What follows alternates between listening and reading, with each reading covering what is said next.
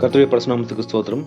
நிறைய கிறிஸ்தவர்கள் சொல்கிறது என்னென்னா, எங்கள் வீட்டில் எப்போவுமே ஒரு சமாதானம் இல்லை, ஒரு சந்தோஷம் இல்லை, எப்பொழுதுமே ஒரு கவலையோடு தான் நாங்கள் வாழ்ந்து கொண்டிருக்கிறோம், என்ன பண்ணுறதுனே தெரியலன்னு சொல்லி நிறைய பேர் சொல்லுவாங்க. அவங்க முகத்தில் பார்த்தீங்கன்னா எப்பொழுதுமே ஒரு சந்தோஷம் இருக்காது, ஒரு டல்லாக எதையோ நினச்சி கொண்டே இருப்பாங்க. அந்த சமாதானமின்மை, அந்த சந்தோஷம் இல்லாமைக்கு சில காரணங்கள் இருக்கும். அந்த காரணங்களை நம்ம கண்டுபிடிக்கணும் இல்லையா?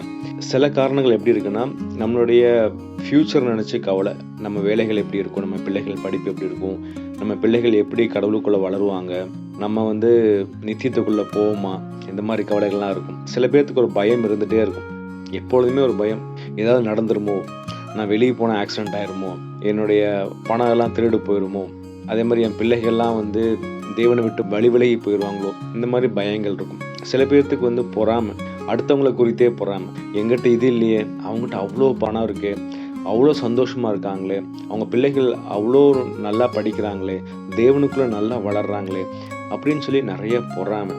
அதே மாதிரி கசப்பு, இல்லை நம்ம வாழ்க்கையில் இவ்வளோ செஞ்சிட்டாங்களே, என்னை பற்றி இவ்வளோ அசிங்கமாக பேசுகிறாங்களே, என்னுடைய வாழ்க்கையில் இவ்வளோ கெடுதல் நினைக்கிறாங்களே, இவ்வளோ செய்கிறாங்களேன்னு சொல்லி ஒரு கசப்பு. நிறைய பேர்த்துக்கு மன்னியாமை, என்னைக்கோ செஞ்ச ஒரு தவறை நினச்சி என்ன பண்ணிட்டு இருக்கோம், இன்றைக்கும் நம்ம அடுத்தவங்களை மன்னிக்காமல் இருக்கோம். இதெல்லாம் உள்ளே இருக்கும்போது இதெல்லாம் வேர்.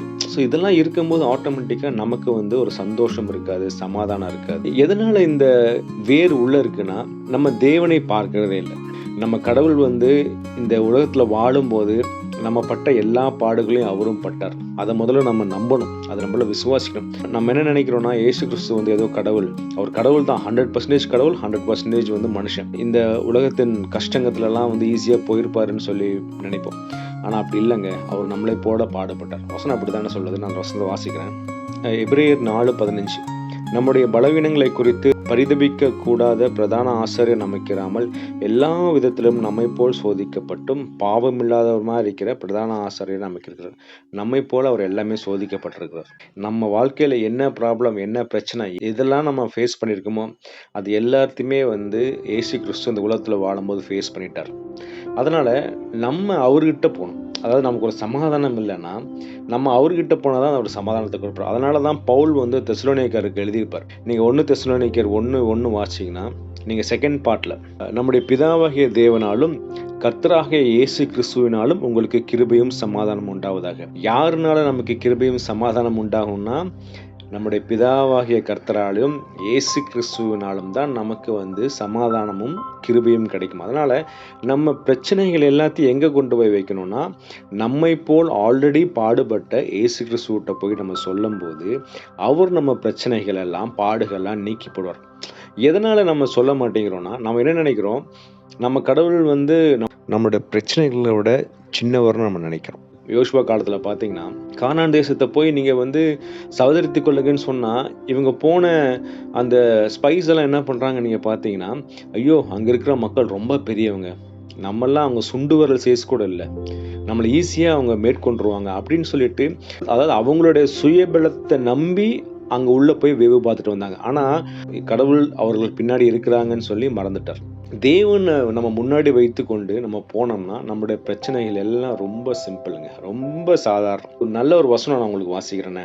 யோவான் 17:23 நீங்கள் பார்த்தீங்கன்னா, ஒருமைப்பாட்டில் அவர்கள் தேறினவர்களாய் இருக்கும்படிக்கும் என்னை நீர் அனுப்பினதையும் நீர் என்னில் அன்பா இருக்கிறது போல அவர்களிலும் அன்பா இருக்கிறதையும் உலகம் அறியும்படிக்கு நான் அவர்களிலும் நீர் என்னிலும் இருக்கும்படி வேண்டிக் கொள்கிறேன். இயேசு கிறிஸ்து மேல பிதா எப்படி அன்பா இருந்தாரோ அதே அன்போட தான் நம்ம கூட இருக்கிறார் பிதா.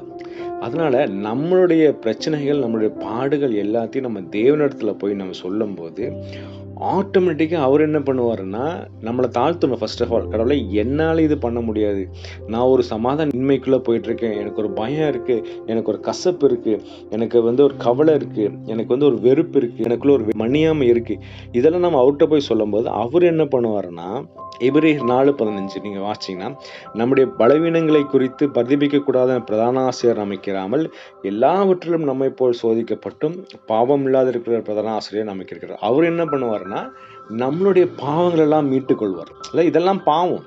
புதிய ஏற்பாடு காலத்தில் நம்ம வாழ்ந்து கொண்டிருக்கோம், இதெல்லாம் ஒரு பாவம். அவர் என்ன பண்ணுவார், நம்மளை பாவத்திலிருந்து வெளியே எடுத்துருவார். அப்போ ஆவியானவர் கூட வந்துடுவார். ஆவியானவர் வந்துட்டாருன்னு வச்சுங்களேன், ஆவியின் கனியான ஒரு கனி என்ன? சமாதானம். அவர் உள்ள வந்து இந்த பயம், கசப்பு, பொறாமை, வெறுப்பு, மன்னியாமை இது எல்லாத்தையும் தூக்கி வெளியே போட்டுருவார். இந்த குப்பைகள்லாம் வெளியே போட்டோன்னே ஆட்டோமேட்டிக்காக நமக்குள்ள சமாதானம் வந்துடும், சந்தோஷம் வந்துடும். நம்ம யாரை பார்த்து இந்த வாழ்க்கையில் வாழணும்னா இயேசு கிறிஸ்துவை பார்த்து வாழணும். எல்லாத்தையும் அவர் பார்த்துட்டார் அவருடைய வாழ்க்கையில். அதனால அவர்கிட்ட நம்ம போவோம். இல்லை நம்ம நம்பிக்கை அவர் மேலே இருப்போம். நம்மளுடைய ஜெபங்கள் அவருடைய பாதத்தில் போகும்போது, நம்ம இருதயம் அவருக்கு பிரியமாய் மாறும்போது, நம்மளுடைய பயங்கள் எல்லாம் போயிடும். ஆட்டோமேட்டிக்காக சமாதானம் வந்துடும். ஏன்னா இந்த உலகத்தை கண்ட்ரோல் பண்ணுறது கடவுள்.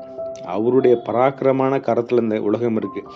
எது நடந்தாலும் நம்முடைய நன்மைக்கானதான். நம்ம வாழ்க்கையில் எது நடந்தாலும் தேவனுடைய சித்தம் இல்லாமல் நடக்காதுங்கிற ஒரு விசுவாசம் நமக்கு இருந்ததுன்னா, நமக்கு என்ன நடந்தாலும் நன்மைக்கு தான். அதனால நம்ம எதை குறித்தும் கவலைப்படாமல், நம்ம வாழ்க்கையில் என்ன நடந்தாலும் தேவன் பார்த்துக்கொள்ளும் விசுவாசத்தோடு நம்ம இருந்தோம்னா, நம்ம வாழ்க்கையில் எப்பவுமே ஒரு சமாதானம் இருக்கும். அதனால இன்னைக்கு நம்ம இயேசு கிறிஸ்துவை போல மாறுவோம். ஏன்னா அவர் இந்த உலகத்தில் வாழும்போது எப்பொழுதுமே பிதாவோட கனெக்டடாக இருந்தார். நம்மளும் இயேசு கிறிஸ்து கூட கனெக்டடாக இருக்கும்போது ஆட்டோமேட்டிக்காக நம்ம வாழ்க்கையில் எப்போவுமே சமாதானம் தாங்க. அதனால் இன்னைக்கு இயேசு கிறிஸ்துவை விசுவாசிப்போம், ஆவியானவரை பெற்றுக்கொள்வோம், உள்ள இருக்கிற கசடுகள்லாம் வெளியே எடுத்து போட்டுட்டு தேவனுக்கு பிரியமாய் எப்பொழுதும் சந்தோஷமே வாழும். கர்த்தர் நம்மை ஆசீர்வதிப்பாராக. ஆமென்.